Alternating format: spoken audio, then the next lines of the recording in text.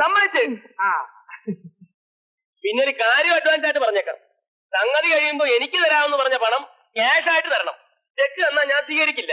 ശരിയാവും. പിന്നെ എന്നെ പറ്റിക്കാൻ എന്തെങ്കിലും ഉദ്ദേശം ഉണ്ടെങ്കിൽ പറഞ്ഞുകൂടെ എന്നെ പറ്റി. വല്യച്ഛ, ആശാൻ ആളൊരു ചെറ്റയാ. ചെറ്റയോ പോക്കിരിയോ ആരായാലും വേണ്ടില്ല, നീ നാളെ തന്നെ അവിടെ എത്തണം. പിന്നെ ഒരു കാര്യം കൂടി, ഞാൻ 2 വാക്കേ പറയൂ. ശോഭ മരിച്ചു. അതിൽ കൂടുതൽ എന്തെങ്കിലും നീ പറഞ്ഞാൽ അപ്പൊ നിനക്ക് എന്റെ സ്വഭാവം മനസ്സിലാവും. പറഞ്ഞു കൊടുക്കണ എന്നെ പറ്റി. വാ ആശാനെ, വല്യച്ഛനാള് പരമ ചെറ്റയാ.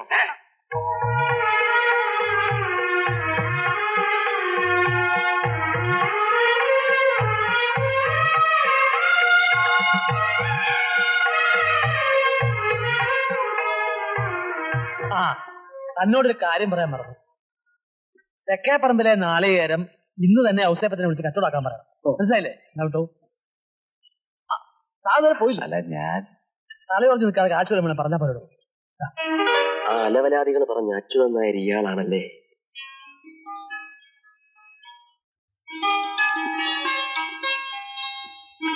ആരാ? മനസ്സിലായില്ല. ഞാൻ മഹാദേവൻ. ഏത് മഹാദേവൻ? മാണിക്യമംഗലം തറവാട്ടിലെ അച്യുതൻ നായരുടെ മകൾ ശോഭയുടെ ഹതഭാഗ്യനായ ഭർത്താവ്. ഞാൻ കോൺവെന്റിൽ ചെന്നപ്പോഴാണ് അറിയുന്നത് ശോഭയുടെ അച്ഛൻ ജീവിച്ചിരിപ്പുണ്ടെന്ന്. ഒന്ന് കാണാനാ വന്നത്. മഹാദേവ, ദൈവമാണ് തന്നെ എന്റെ മുമ്പിൽ. ശോഭ എവിടെ? കൂടെ വന്നില്ലേ? ഉണ്ടായിട്ട് വേണ്ടേ വരാൻ? അതെന്താ മഹാദേവൻ അങ്ങനെ പറഞ്ഞത്? ശോഭ എവിടെ? ശോഭ മരിച്ചു.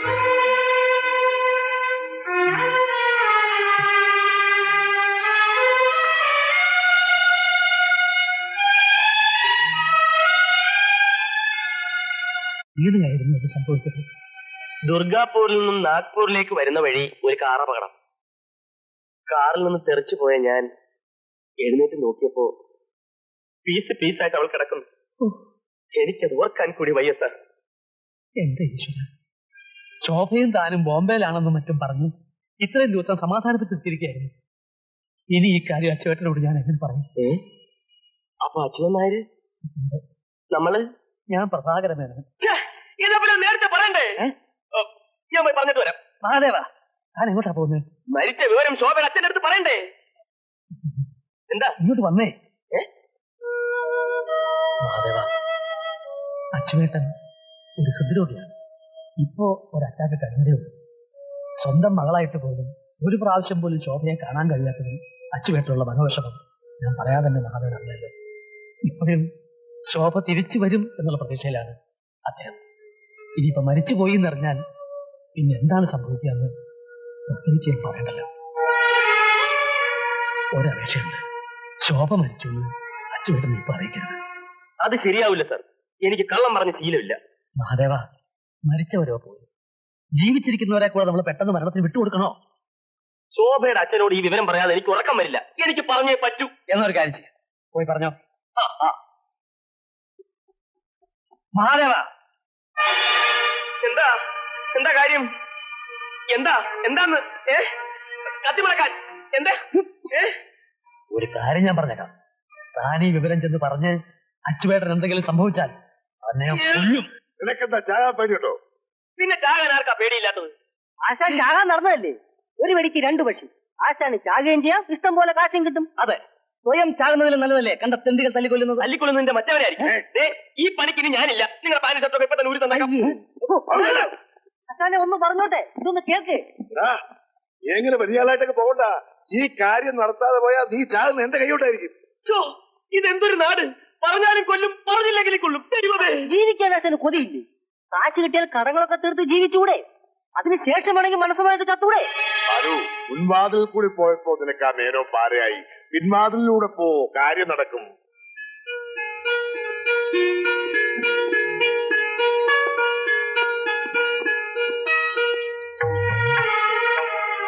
ഇതാണ് സാക്ഷാൽ അച്യുതൻ നായർ.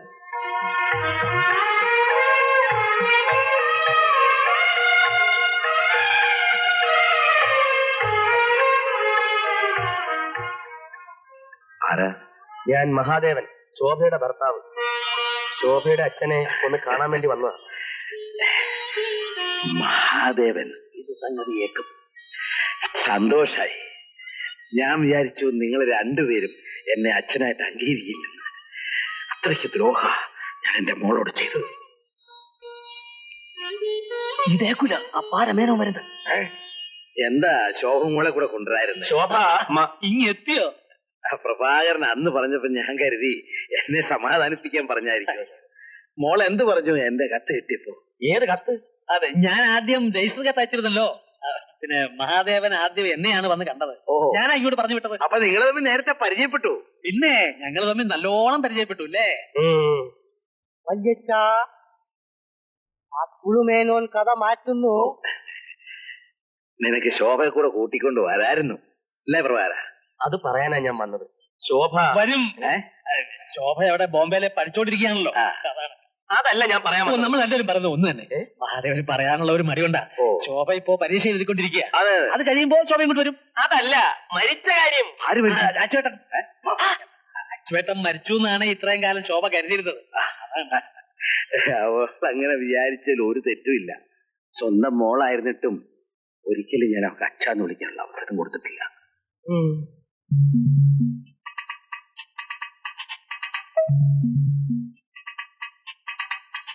മഹാദേവ, അവൾ എന്ന് വരും? ശോഭ ഇനി വരില്ല എന്നാണല്ലോ നമ്മളൊക്കെ ധരിച്ചിരുന്നത്. എന്നാ വരും. എന്ന് വരുമെന്ന് പറയണോ? 28-ാം തീയതി, ഏപ്രിൽ 28-ാം തീയതി. ഏപ്രിൽ 28 എന്നല്ലേ മഹാദേവൻ എന്നോട് പറഞ്ഞിരുന്നത്?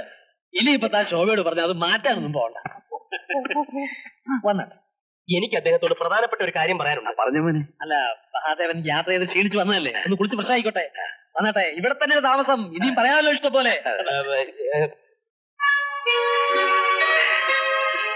ഏപ്രിൽ 28.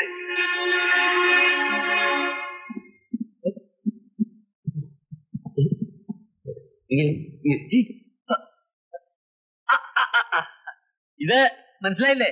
മഹാദേവൻ നമ്മുടെ ശോഭയുടെ ഭർത്താവാണ്. ഇവരൊക്കെ അച്ചുവേട്ടന്റെ അളിയന്മാരും അനിയത്തിമാരും കുട്ടികളും ഒക്കെയാണ്. ഓ, അത് ശരി, അളിയന്മാരാണല്ലേ. മേനോൻ സാർ നടന്നു. ഞാൻ ഇവരുമായിട്ടൊന്ന് ശരിക്കും പരിചയപ്പെടട്ടെ. പരിചയപ്പെടാൻ ഇനിയും സമയമുണ്ടല്ലോ. ഹലോ. അങ്ങോട്ട്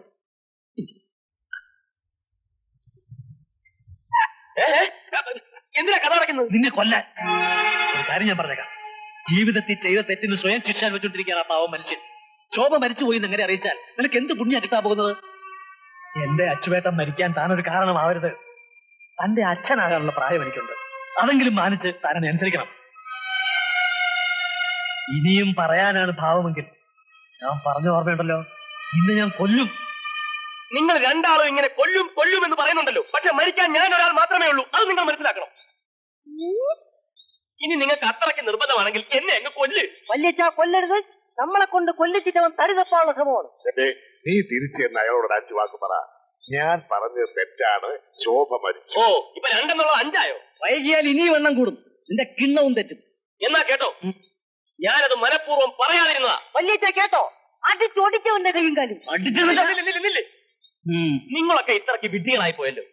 ഒരു സുപ്രഭാതത്തിൽ ഞാൻ വന്ന് ശോഭ മരിച്ചു എന്ന് പറഞ്ഞാൽ ആ അച്ഛൻ എന്നായി വിശ്വസിക്കുന്നു നിങ്ങൾ കരുതുന്നുണ്ടോ? നിങ്ങളെപ്പോലെ കരുതയല്ല അയാൾ. നീ ഞങ്ങളെ വേദാന്തപ്പെടുത്തിക്കാണോ? നീ പോയി. ഇവൻ പറയുന്നതിലും കാര്യമുണ്ട്. എന്താടാ, നമ്മളൊക്കെ കഴുതലാണെന്നോ? അതല്ല, എനിക്ക് കുറച്ച് സമയം താ. സാവധാനം ഞാൻ കാര്യങ്ങൾ പറഞ്ഞ അയാളെ മനസ്സിലാക്കാം. നിനക്ക് എത്ര ദിവസത്തെ സമയം വേണ്ടി വരും? അതൊന്നും അത്ര കൃത്യമായിട്ട് പറയാൻ പറ്റില്ല. അവസരം നോക്കി ഞാൻ അവതരിപ്പിച്ചു കൊള്ളാം. അതിനു മുമ്പ് എടാ സരസ, എന്തോ കഴിയുമെങ്കിൽ ആ മേനോനെ നീ ഒന്ന് തട്ട്. വല്യച്ഛ, എന്താ ഇവിടെ കൊലകൾ കുറെ നടക്കും.